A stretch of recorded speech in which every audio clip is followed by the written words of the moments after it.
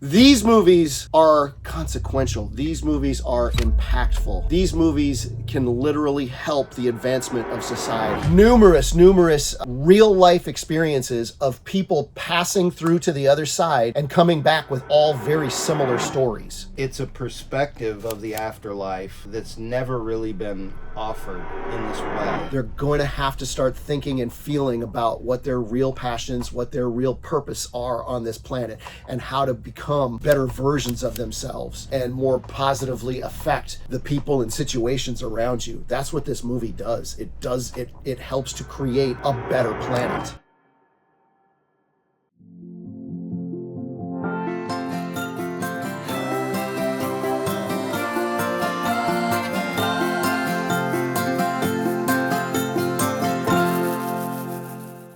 Welcome, Spiritual Expanders, to the very first inaugural episode of Spiritual Expansion Movie Reviews. I'm Jason Kearse. I'm Satek Ananda. And we are going to guide you through our very first Spiritual Expansion movie review. What is that movie, Satek? The movie we're doing today is modern classic, Pixar Studios. It's called Soul. I love this movie. It's a good movie, man.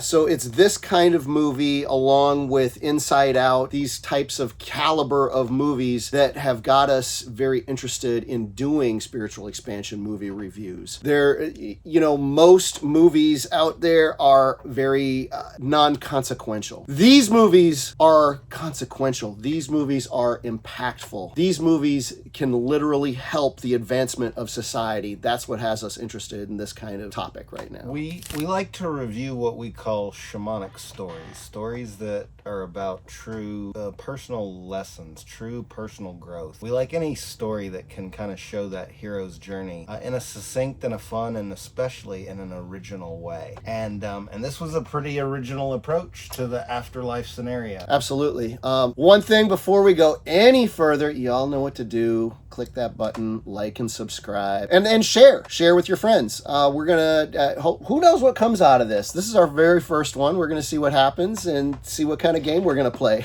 I see piles and piles of money and sliding down hills like Scrooge McDuck. When you said piles and piles of money sliding down the hill, I already thought of Scrooge McDuck.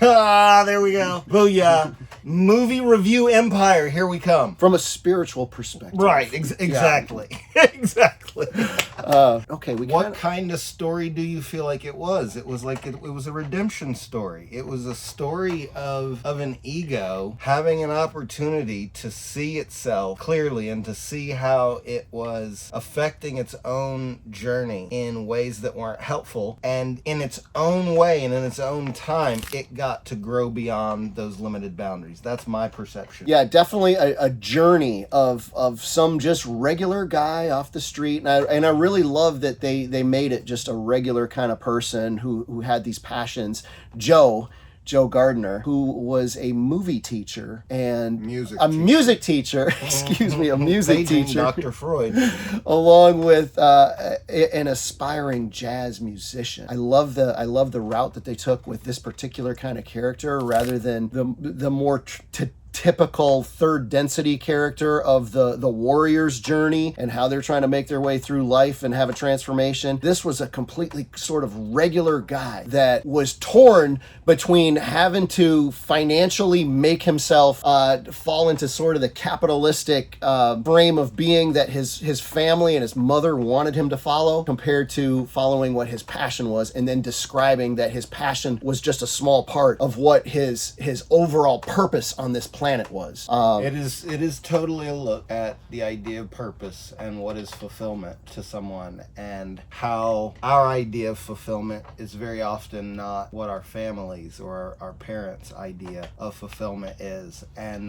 one of the things that I enjoyed about it so much is that as a story, it's really succinct. There's really not a wasted moment. Like every single moment is pushing the story forward. And I realized last night, is third, fourth time I've seen it probably, by the third scene, they're already moving into the second act. We've already established who he is, what he does, what he wants, what his major hangup is, and then bam, we have the big twist that takes the action in a totally different direction in like the first 3 scenes. By the way, spoilers. We're gonna do spoilers too. Oh yeah, I guess it's hard to like. Well, Well, we'll some avoid the end. We won't ruin the end, but we'll do some spoilers as we go through the story. Some movie reviewers tell you every little thing you need to know about it without giving you any clues as to the scenes other than what you get in the trailer. Yeah. However, I love spoiling. I love spoiling. I mean, I love just telling it how it is, and then if you want to see it, go see it. You'll still be surprised. If you don't want to get regardless. spoiled, go watch cat videos, right now or whatever. Everybody else will dig a little bit deeper. They shifted into like the second act with this idea of a person having their spirit pulled out of their body, and now you have to interact in another dimension. And this has been visualized a lot of different ways in a lot of different movies. This one was one of the simplest, was one of the cleanest. It just did it everything really in a very clean, minimal way, and it did it very quickly without wasting much time.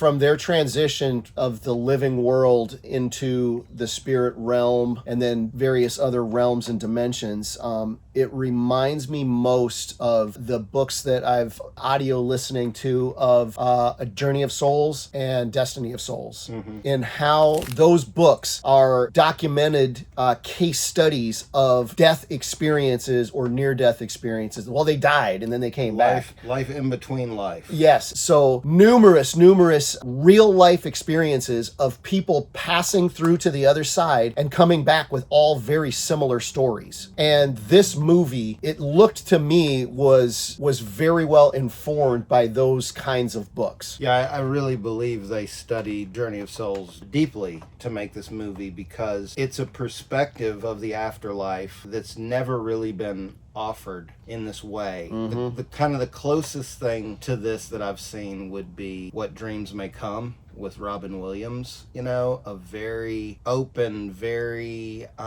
personal, very like spiritual but not religious concept of like what happens after we die. This is a very original take on it. Unless you're familiar with these books, Journey of Souls, it feels very familiar, and so I really feel like they based a lot of this world that this character goes through on the pieces of the in-between lives that they discuss in this series of books. And it's a fascinating series of books done by a real hypnotherapist with 20 years of transcripts. It's absolutely amazing. Yeah, I love those books, and I love how I could just very easily see how those books were of a great influence on this movie. The entire life between life stage, the life reviews, the guides that meet you when you're beyond. And they did a really interesting job of just showing that like whatever you do, everything is okay up there. Like you're always going to be loved. Love is the essence of that realm. And it's when you come to Earth is when you experience the hate and the bullshit and the traumas. And then returning back to the life between lives is where it's a total reset. Did you notice that he was never even able to really appreciate the beauty or the support of the love of it, because he was so caught up in what he wanted before he passed and what his identity, what his ego wanted? He never even processed this level of support or the beauty or any of that. Yeah, because he was when he was in the life between lives, he was still looking at it from the perspective of a living human. From his identity. From things that are associated with the way that his brain works and his experiences on Earth that formed his character and his identity. Not all of that stripped away and his pure essence, which is what the spirit is, the soul. It's incredibly well done, and the visual of him as a soul I thought was really good, because they got like his general shape really well, but the colors, fractal colors, and the edges kind of blurry was great because it gave it this kind of ephemeral like feeling. And so that was wonderful. And then it was great to see these spirit guides helping these young, halflings, and they're helping them go to their Hufflepuffs or whatever. Like, go here and be self-centered. Go here and be inquisitive. Go, and they're setting them up in their different archetypes. They're getting their characteristics of life, yeah, totally, and how they're supposed to express themselves when they come out the womb down there. It's beautiful, and it's totally the way that they describe it in the Journey of Souls books. And then he's in that realm for just the right amount of time before he meets the main character that takes him kind of through the rest of the story. A little 22, a little spirit named 22, who people have been trying to teach and cultivate for millennia, but she's never been able to find a reason to incarnate, to come. Who, by the way, was Tina Fey. And also our main protagonist, Joe Gardner, was Jamie Foxx. And I thought they both did a fantastic job, too, of bringing these characters through in an animated form. They do really, really well. And you'd never guess it's Tina Fey. And I didn't figure out that it was Jamie Foxx until I think halfway through the first time I saw the movie, because it just feels like the voice, of the character. And so once we do meet this wayward soul 22, we're pulled into the story in a way that used to be Pixar's kind of staple. Pixar was as good at this as any studio, cultivating additional characters that really created an ensemble, that really created a vibe that you couldn't create with one character alone. like Sully, or whatever his name is in Monsters, Inc. would have never worked without the little girl, right? Boo was there to balance out that character and contrast. And they're very good. They used to be very good at doing that, balancing, Buzz with Woody and whatever. They've gotten not so good at that in the last few years, but this film, they did it really well, because this character that 22 portrays is something that I feel like everybody from our generation especially will be able to relate to. It's like this rebel grunge, like I'm different, like you don't know me, and like I'm not gonna do what you want me to do kind of vibe. This kind of like Eminem vibe that like I feel like everybody from our generation will understand. It's a disgruntled soul. She's a disgruntled soul, yeah, and it's almost like she's goth without the dark. The relationship. It obviously becomes a buddy movie. Like we talk about buddy movies a lot, like where two characters that don't really vibe well get stuck together for a given amount of time, and then they end up being best friends. Like everybody loves a good buddy movie, and that's really what Soul is. It's a classic buddy movie, and he and this young, stubborn soul get stuck together for this journey where he has to focus on helping her find his passion, just so that he can serve his own selfish desire to go back and get to do his passion. And this is this is one of the ways that I see this film as a particularly like shamanic story, is because they set up this scenario where this character is obviously trying to please himself. He's trying to serve himself. But in order to do that, he has to serve another. And in being forced to serve another, he discovers something that he never could have discovered just in serving himself. One thing I really like about this film is the journey of the healing aspect of both of these two characters, of Joe and 22, and they have very different things to heal from, and they're learning from each other how to heal, how to release these traumas, or in 22's case, like not just a perspective of blase. Oh, she really comes to believe that she's not good enough to go to Earth and have the adventures, and through Joe she realizes that you don't have to be good at anything. You just show up. Just showing up and being there for the experience is the main part of living. So with her seeing how Joe has come from a very sort of meager lifestyle and really not a lot of special activity going on in Joe's life, she still finds that rewarding enough just by having a piece of pizza, just by being here on the planet to have something as simple as a piece of pizza, or to go to a barber shop and get your hair cut. It's really also an examination of how the regular everyday things in life you can be appreciative of. Well, that was her challenge, is she didn't know how to appreciate anything. And Yeah. I think a lot of the younger generation are kind of going through that because they're all disconnected from the screens and the games and everything. Everybody's kids just aren't interested in anything anymore, and so it's a very relatable kind of state. Just she's not interested, and once she gets into a body, which is its own twist on the story, we haven't even Love mentioned that twist. and we don't need to. that can be a surprise. When she's in a physical body, she starts having tactile sensory experience in ways she never did as a soul, and it creates this excitement in her that she never got through the idea of it as a simulation. And that's a part of her journey, is to open to a larger place beyond this is just boring or everything is meh. You know, she says that, meh, whatever, who cares, meh. Meh. Meh. Meh. Meh. To a place of genuine excitement, and you could see it with the pizza. You could see it playing with the air coming up out of the vent. You know, she started to appreciate music, you know, in a way she never had before.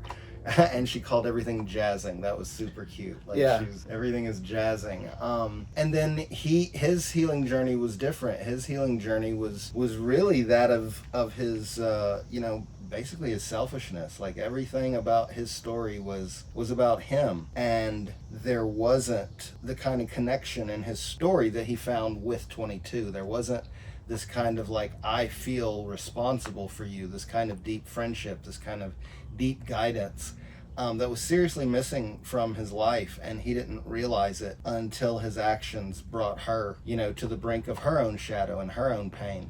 And it was very brilliant, very beautiful the way they did that. I loved the visuals of how they created these shadows and how they went about facing him. It was very, very beautiful. So Joe had considered himself, or considered his life, to be useless or worthless or a loser because he hadn't been able to accomplish the jazz career, the jazz lifestyle, the jazz persona that he wanted to be living since he was a teenager. He thought that he was a loser because of all that.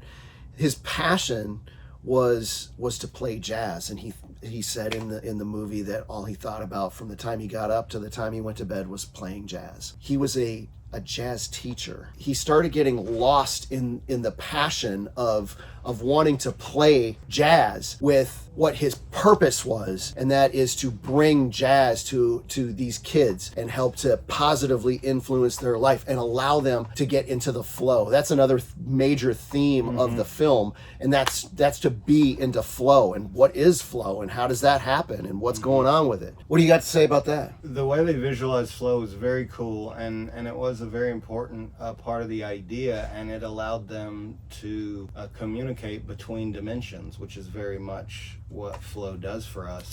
And so someone in the physical dimension still alive could communicate with people in the spirit realm through this state of flow, and they showed that everybody could achieve it in different ways. So there's basketball players and musicians and dancers, etc. So that was very cool. And this theme of like your passion versus your purpose isn't really obvious until you get towards the end of the story, and then it starts to become really clear that this is one of the purposes of the story. And I really love the clarity that they brought to the distinction between your passion and your purpose. Your passion is not your purpose. And then I really liked the ambiguity they left in not defining clearly like what the difference really was. Yeah, we had a little conversation about that when they left that sort of that cliffhanger in the film scene. We're like, well, she didn't tell us. Okay, now we gotta wait and figure it out as the story progresses, which was a great little trail of breadcrumbs on helping the audience like come to their own realization as to what the difference between your passion is and your purpose. So it makes you feel and think more about these major subjects of one's life. And that's what makes this a super powerful movie, is it creates a lot of introspection upon the viewer. Like, you got to sit there and figure, okay, well, we're following Joe's story along and 22's story along, but then you just have to automatically start extrapolating the purpose and the passion to your own life. And that's what makes this a powerfully inspirational film. Because when people see this, they're going to have to start thinking and feeling about what their real passions, what their real purpose are on this planet, and how to become better versions of themselves and more positively affect the people and situations around you. That's what this movie does. It helps to create a better planet. I give it a 5 out of 5 stars. It's one of the best films Pixar's ever done for my buck. Super condensed, very to the point, no wasted time, really indelible, beautiful characters, really powerful life lessons that I feel like everybody will relate to and have the opportunity to learn something about yourself from. 10 out of 10, you got to go check it out. I give it thumbs up, double thumbs up. I give it 1,000 stars out of a possible 500. This is one of the best films that I've literally ever seen in my entire life. And I'm even beyond the story and all the stuff that we just spoke about too. The production was great, the acting was great, the set designs, the artistry was beautiful. Like, so many different parts of what it takes to make a film, they all came together on such high resonating frequencies in this entire project. It was amazing. Go watch it. What are you waiting for? Like and subscribe. Spiritual Expansion. We're going to be doing more Spiritual Expansion movie reviews. Let us know what you think. Message in the comments. Love ya.